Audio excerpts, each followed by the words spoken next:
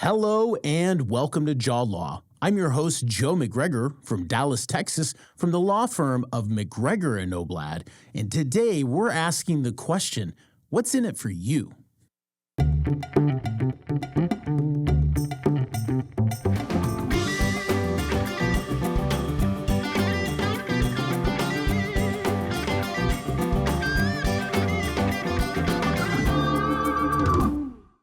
Any material communicated on this podcast is for general informational purposes only and is not intended to be legal advice. Nothing herein should be considered to create an attorney-client relationship. Please consult an attorney for legal advice on your matter. Hey friends, I have somewhat of an odd commercial to advertise. What you know is that I am a dental lawyer by day, but what you don't know about me is that I am a photographer by night. One of the things I do as a photographer is I teach other photographers, particularly young photographers, how to take better pictures and how to use their cameras better. If there's one thing I've learned over the years about dentists is that a lot of them have nice cameras, especially ones sitting around their clinic, and they have a love to travel. So I'm combining these two loves to offer a workshop.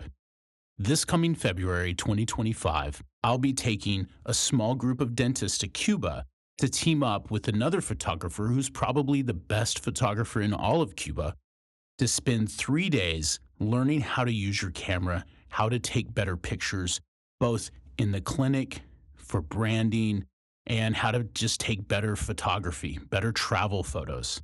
And what's more is you're going to get to see a dimension of Cuba that you might not otherwise get to see. And since tourism is banned to Cuba, you're also going to get to experience Cuba that most Americans don't get to experience. To learn more about this opportunity, you can go to the Jaw Law website. That's www.jawlawpodcast.com. And on that site, there's going to be a link to my photography website. And there you will be able to learn more about this opportunity and also register for the trip. If you have any questions, contact me on my cell, 972-975-2215, and I hope to see you in Cuba. So I've mentioned this before, but most of the ideas for topics are questions that people ask, especially repeatedly. I'm like, you know what? I'm going to just do a podcast about it so that I can refer people to it, or it's clearly something that people want to know. But also, sometimes I have conversations with people, and I think, or I feel like, either we've gained some kind of insight or, again, I'm having the same conversation. Maybe it's not a question that people are asking, because the whole idea, the premise of this podcast is to create a frequently asked questions. But sometimes it's more like a frequently given advice. And something happened this week, and I did tell the client that I would use this for a podcast, but I'm going to try to water down the details as best as I can because she's still in the middle of this. But it's something I feel pretty strongly about, and I want people to ask a question that I think will help them analyze the opportunities that are in front of them. Now, let's lay the groundwork with a few assumptions. And I know that these aren't always true, but in this context, it's helpful. So first assumption is that I think most of our clients are good people, sometimes a little too good.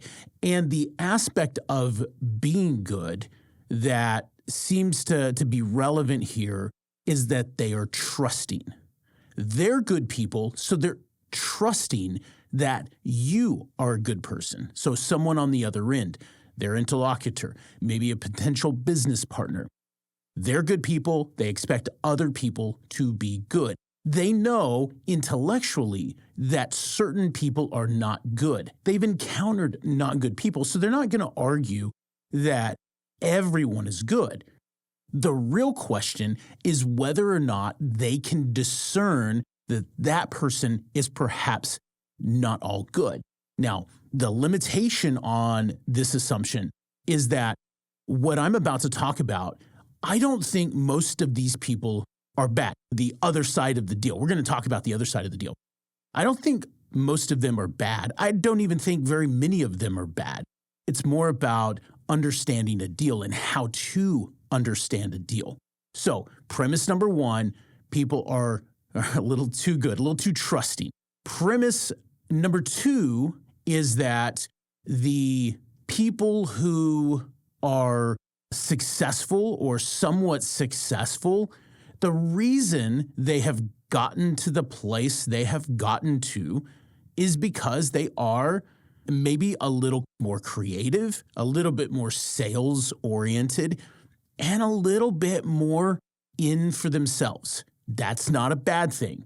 What I am saying, as humans, our brains have evolved to collect resources, right? And I think that's very, very natural. It is our tendency to create resources, and we don't necessarily have an off switch. So, for instance, when we are eating, sometimes we are in a position where we say, you know what, I'm full, but I still want the dessert. Or we tell ourselves, I got to eat again, or I'm going to starve. I'm starving. We're not literally starving. Our brains tell us, got to keep collecting resources because evolutionarily speaking, there were a time where, it was like hit and miss, right? Feast and famine. And so from a financial perspective, why wouldn't somebody want to achieve a scenario where they're doing no work and still getting money? It's the American dream, right? I guess I want to say that's not a bad thing inherently. What happens is somebody comes to us and says, Joe, I have been presented with a unique opportunity. It's a little bit different, but I like it. I think this is going to work. We get the opportunity and we're just like, why? Why would you do this? And like, oh, he seems like a nice guy and he has a lot to offer. He's really smart. He's successful. I think I could learn a lot. Those are all valid. Those are fine. Those are worthy incentives. However, the selfish question is, what's in it for me? I think everyone should ask that. What I want to change for you is to ask an additional question. What's in it for you? So the thing that seems to come up in these conversations is I will ask that follow-up question. Why are they doing that? What do they have to get out of that? And 9 times out of 10, my client doesn't know. I'm not really sure. I think they just really want to support me. No, they don't. They want to make more money. They are finding ways. They're trying to be creative about how they can make more money. You are being propositioned so that you will make them more money without them having to do things. Now, again, that's not necessarily wrong, but I think that it helps you think about the deal that's being presented. Because sometimes these deals, they get presented to us and we're just like, how on earth does this make sense? Now, one of the most common scenarios is that we get presented a deal and it makes sense initially. Let me give you an example. Let's say you work as an associate at a practice and the owner owns a few practices and you say, hey, owner, I really like working for you. I've learned a ton, but I think I want to own my own practice. Owner says, you know what? I think you'd be a good owner, but owning a practice is so difficult these days. Why don't I partner up with you so that you can own your own practice and I'll help carry the management burden? And so a deal is proposed where, they own most of the practice, most of the opportunity. They're like, hey, I'm going to help you find a spot. I'm going to help support you. I'm going to help you staff. I'm going to show you everything that is to do. And you're like, oh man, that sounds amazing. Well, I'm not saying that's wrong. What I'm saying is that maybe for the first year or two, that makes a ton of sense. Well, fast forward to year 5, where you no longer need any management help or very, very little management help. Like, you know how that practice runs. And you're producing 100% of the revenues.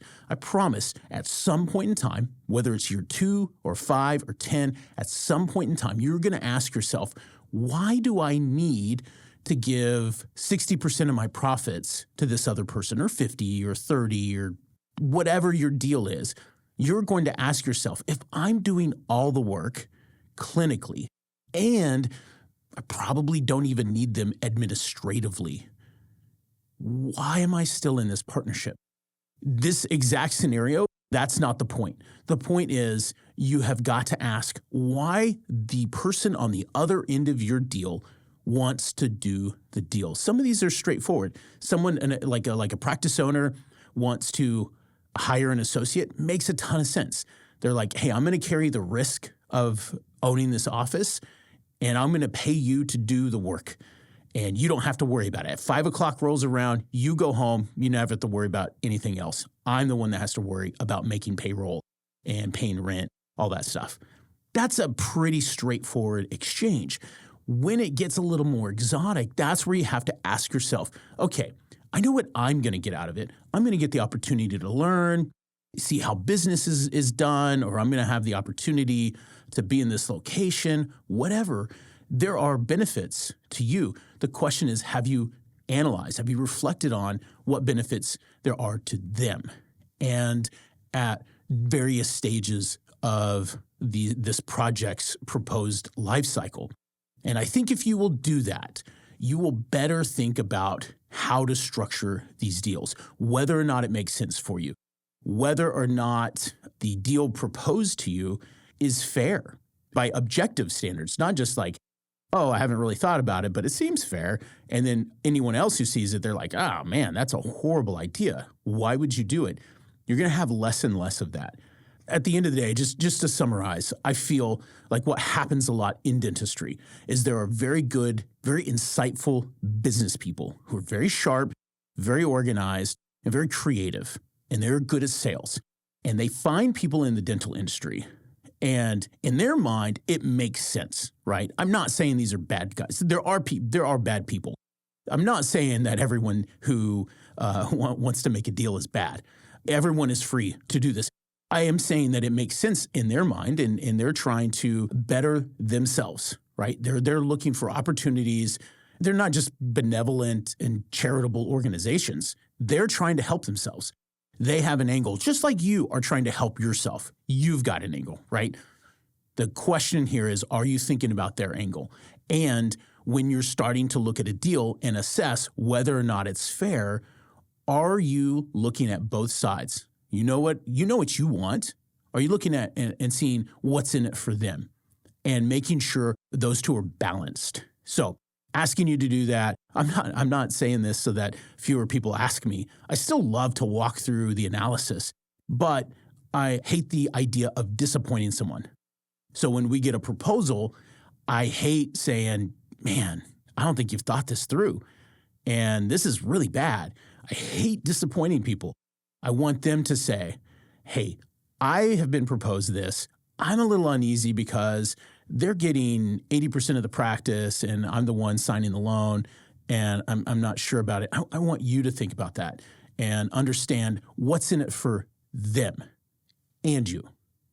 You do that, I think you're gonna be better off, and we're gonna get fewer of those calls where 5 years later somebody calls us and says, and then think about this. I've been in this partnership for 5 years, and this is the scenario. And we're like, whoa, why would you ever do that? Oh, because he was smart and really kind. I just thought he wanted to help me, and now I'm trapped.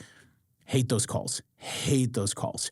So hopefully this helps. I know this wasn't very legal. We're not talking about the law. We're just talking about analysis of these deals. It happens so much. We have this conversation so much. So I just wanted to put that out there. Very curious what you think. Am I wrong? Am I onto something? I'd love to hear from you. You can always reach me at jmcgregor@mcgregorfirm.com. That's my email. And then my cell, I'm very happy to receive texts, 972-975-2215. Thanks so much, and we will see you next time.